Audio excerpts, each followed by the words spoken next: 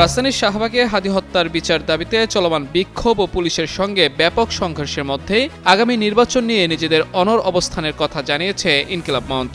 শুক্রবার রাতে সংগঠনটির পক্ষ থেকে বলা হয়, নির্বাচন 12 তারিখই হবে এবং হতেই হবে, কোনোভাবেই নির্বাচন বানচাল করতে দেয়া যাবে না। আন্দোলনকারীরা দাবি করেছেন, হাদি হত্যার বিচারের সঙ্গে নির্বাচনের কোনো বিরোধ নেই এবং সিলন টি রপ্তানিতে শীর্ষে।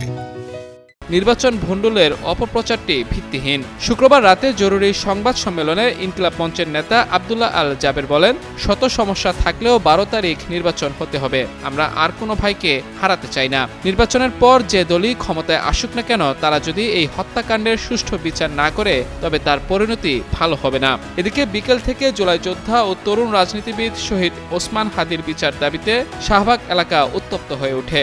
আন্দোলনকারীরা যমুনার সামনে অবস্থান নিলে পুলিশ তাদের ছত্রভঙ্গ করতে সাউন্ড গ্রেনেড ছোড়ে, যার ফলে পুরো এলাকা রণক্ষেত্রে পরিণত হয়।